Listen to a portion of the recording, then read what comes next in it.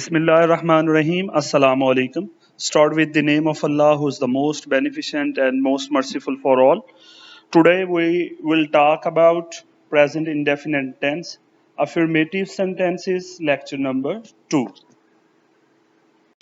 Lecture number 1 में हम देख चुके हैं 4 रूल्स कि किस तरह से जो है वो I, we, they, you, he, she, it या कोई नेम, सिंगुलर, प्लूरल, उनके साथ वर्ब का क्या बिहेवियर होता है। तो यहाँ पर रूल नंबर 1 देखेंगे जो हम पहले पढ़ चुके हुए हैं। तो यहाँ पर हमने देखा था कि आई, वी, दे, यू या कोई प्लूरल्स आ जाएं या कोई अपना प्लूरल नेम्स आ जाएं तो वहां पर जो है उनकी वर्ब के साथ किसी किस्म का इजाफा नहीं होगा।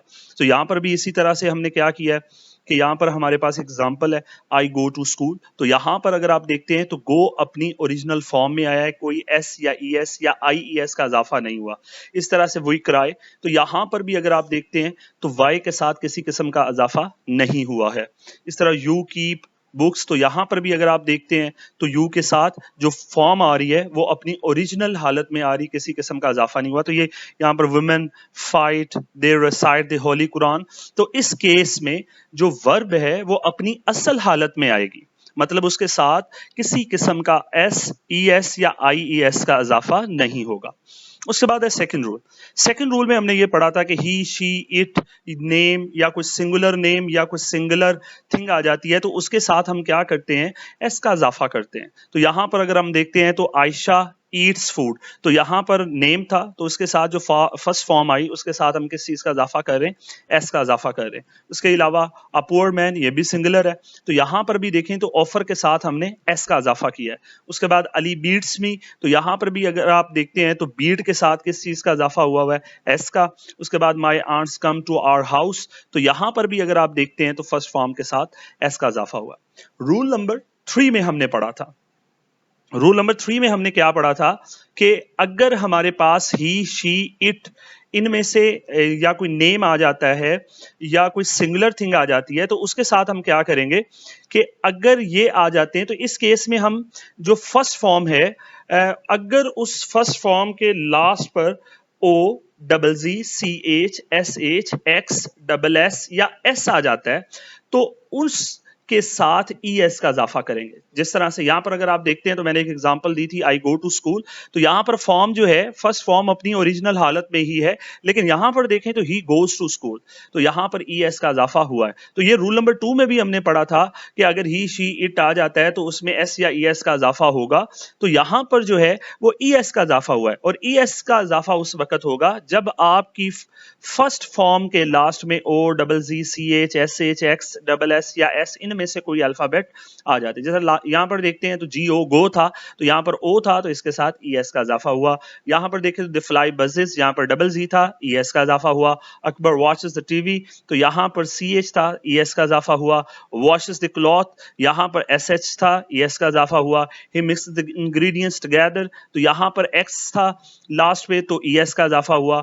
अली इंप्रेसेस द टीचर, तो यहां पर अगर आप देखते हैं डबल एस था तो ई एस का इजाफा हुआ। ही फोकसेस ऑन हिज गोल, तो यहां पर देखें लास्ट पर एस था, फोकस था, तो उसके लास्ट पर एस था तो हमने ई एस का इजाफा किया है। तो नेक्स्ट रूल की तरफ आते हैं। तो नेक्स्ट रूल में हमने ये पढ़ा था कि ही, शी, इट या कोई नेम आ जाए या कोई सिंगुलर आ जाए तो उस केस में हमने क्या करना है कि हमने वाई और उनके साथ जो वर्ब आ रही है उनके लास्ट पे अगर वाई आ जाए और वाई से पहले कॉन्सोनेंट हो, यानी ए, ई, आई, ओ, यू वॉवल ना हो, तो वाई को हटाकर हम क्या लगाएंगे, आई ई एस। तो यहां पर भी उसी तरह से हमने देखा शी क्राइज, तो हमने क्या किया, लास्ट पे वाई था, वाई से पहले कोई वॉवल नहीं था, ना ए था, ना ई, ना आई, ना ओ, ना यू, तो इनमें से कोई भी नहीं था, तो हमने वाई को हटाकर सी आर के बाद आई ई एस लगा दिया। इस तरह से स्टडी था, तो स्टडी में भी वाई, वाई से पहले कॉन्सोनेंट है, वॉवल नहीं है, यानी ए, ई, आई, ओ, यू में से कोई भी नहीं है, तो वाई को हटाकर यहां पर हमने क्या लगा दिया, आई ई एस, शी स्टडीज। इसी तरह स्पाई है, तो यहां पर भी वाई को हटा के हमने क्या लगाया, आई ई एस। तो यहां पर नेक्स्ट एग्जांपल अगर हम देखते हैं, the wood ड्राइज up in the evening, तो यहां पर भी जो ड्राइज है उसमें से हमने वाई को हटाया और वाई को हटाकर हमने आई, यहां हम देखेंगे कि उर्दू जुमले को अंग्रेजी में ट्रांसलेट कैसे कर सकते हैं। तो यहाँ पर दो प्रिंसिपल हैं। सबसे पहला प्रिंसिपल हम देखेंगे तो यहाँ पर आप देख सकते हैं कि subject, verb, object, demonstrative and parts of speech, सबसे पहले हमने किसी भी उर्दू सेंटेंस में इन चीज़ों को आइडेंटिफाई करना है। हमें पता होना चाहिए कि इस उर्दू फिक्रे में हमारा सब्जेक्ट ये है, वर्ब ये है, ऑब्जेक्ट ये है, डिमॉन्स्ट्रेटिव ये है, पार्ट्स ऑफ स्पीच ये है। तो उनको आइडेंटिफाई करने के बाद according to our structure, present indefinite का जो सिंपल सेंटेंसेस का स्ट्रक्चर है कि सबसे पहले क्या आएगा सब्जेक्ट, देन क्या आएगा आपके पास first form of verb, then क्या आएगा आपके पास ऑब्जेक्ट। तो उसके मुताबिक हम इसे जो है वो प्लेस कर देंगे और हमारा जो सेंटेंस है वो उर्दू से अंग्रेजी में ट्रांसलेट हो जाएगा। यहाँ पर एक एग्जांपल ली है, उसको देखते हैं। यहाँ पर हमारे पास एक उर्दू जुमला है, ये दुकानदार घटिया माल बेचता है।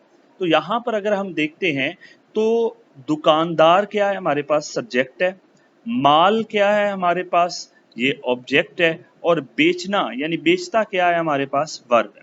उसके अलावा ये जो चीजें दी हुई, ये दिया हुआ ये क्या है, डिमॉन्स्ट्रेटिव है।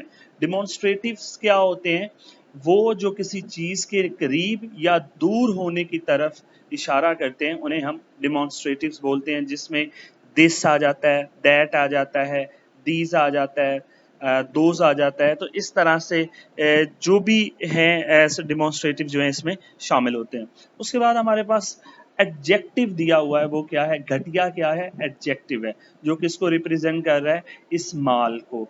ठीक है, तो यहाँ पर अगर हम देखते हैं तो हमारी सारी चीज़ें जो हमें चाहिए थी, एक्वायर्ड थी, हमने उनको जो है वो नॉमिनेट कर लिया है। ये क्या है, डिमॉन्स्ट्रेटिव, दुकानदार क्या है, सब्जेक्ट, घटिया क्या है, एडजेक्टिव, माल क्या है, ऑब्जेक्ट, और वर्ब क्या है आपके पास, वो बेचता जो है वो आपके पास वर्ब है। तो यहाँ पर सबसे पहले आएंगे subject, first form of verb, then क्या आएगा, ऑब्जेक्ट। तो ये कह रहा है कि ये दुकानदार, मतलब वो किसकी तरफ रिप्रेजेंट कर रहा है, सब्जेक्ट की तरफ। तो सो यहाँ पर हम लिखेंगे दिस शॉपकीपर, यानी कि डिमॉन्स्ट्रेटिव किसको रिप्रेजेंट कर रहा था, सब्जेक्ट को। तो सो हमने इसको सब्जेक्ट के साथ मेंशन कर दिया है, दिस शॉपकीपर। उसके बाद आ गया वर्ब आएगा, तो बेचना। तो बेचना यहाँ पर देखें तो रूल नंबर 2 अप्लाई होगा, शॉपकीपर सिंगुलर है तो लिहाजा सेल के साथ हम एस का इजाफा करेंगे और ये आएगा सेल्स, यानी दिस शॉपकीपर सेल्स। उसके बाद आ जाता है आपके पास घटिया माल, यानी एडजेक्टिव है, किसको रिप्रेजेंट कर रहा है, ऑब्जेक्ट को। तो ये आएगा घटिया माल यानी सब स्टैंडर्ड गुड्स। तो इस तरह से ये ट्रांसलेट हुआ, दिस शॉपकीपर सेल्स सब स्टैंडर्ड गुड्स। तो हम जो है अकॉर्डिंग टू फर्स्ट प्रिंसिपल कि हमने सबसे पहले subject, verb, object, demonstratives, parts of speech में एडजेक्टिव देखा, जो अभी हमने एग्जांपल देखी। तो अगर हमें ये पता होंगे सब्जेक्ट का, वर्ब का, ऑब्जेक्ट का, डिमॉन्स्ट्रेटिव्स का, पार्ट्स ऑफ स्पीच का, पार्ट्स ऑफ स्पीच को इंशाल्लाह हम नेक्स्ट लेक्चर के अंदर जो है वो डिटेल में डिस्कस करेंगे। तो सबसे पहले आपने किसी भी सब्सटेंस के किसी भी सेंटेंस के अंदर जो है इन चीज़ों को आइडेंटिफाई करना है। आइडेंटिफाई करने के बाद जो है आप अपने उस उर्दू जुमले को अंग्रेजी में ट्रांसलेट कर सकते हैं। The second rule is increase your vocabulary.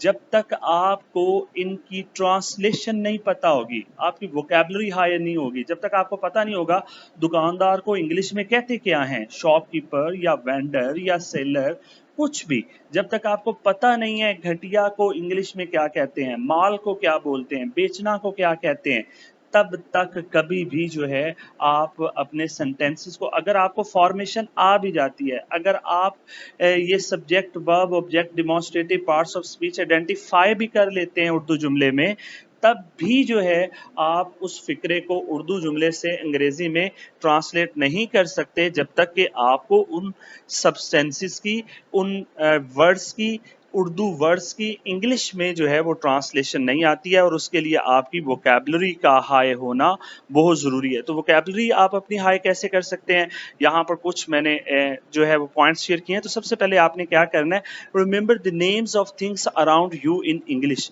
जो आपके इर्द गिर्द की चीज़ें हैं, आप उनके नाम इंग्लिश में याद करना शुरू कर दें।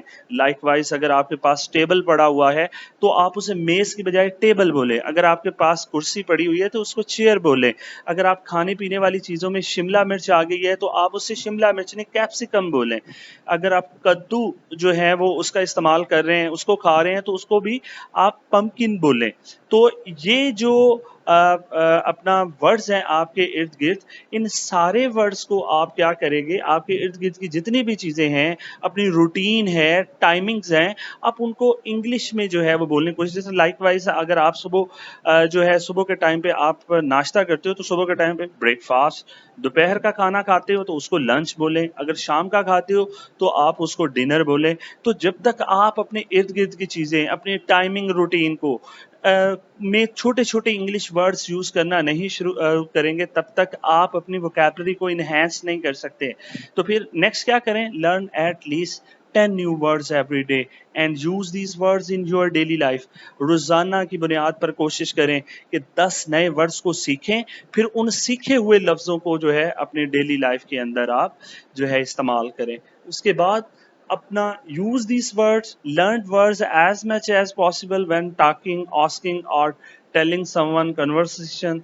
तो कन्वर्सेशन के अंदर भी आप बोल सकते हैं, अपनी बात करते हुए, पूछते हुए, बताते हुए, तो कुछ भी करते हुए जो है आप इन वर्ड्स का इस्तेमाल कर सकते हैं, जो 10 न्यू वर्ड्स आपने सीखे हैं। और अगर आपकी रूटीन रोजाना इस तरह से बढ़ती चली जाती है तो आपकी वोकैबुलरी इंप्रूव होना शुरू हो जाएगी। And after 1 month of doing this, you should start reading English novels and newspapers and books and use the new words in your daily life. अब आपने 1 महीने के बाद क्या करना है, इंग्लिश नॉवेल्स पढ़ने शुरू कर देने, इंग्लिश न्यूज़पेपर बुक्स को पढ़ना शुरू कर देना और वहाँ पर जो आपको न्यू वर्ड्स मिलेंगे फिर उनको भी आप अपने डेली लाइफ के अंदर इस्तेमाल करें, एक दूसरे से बात करते हुए करें।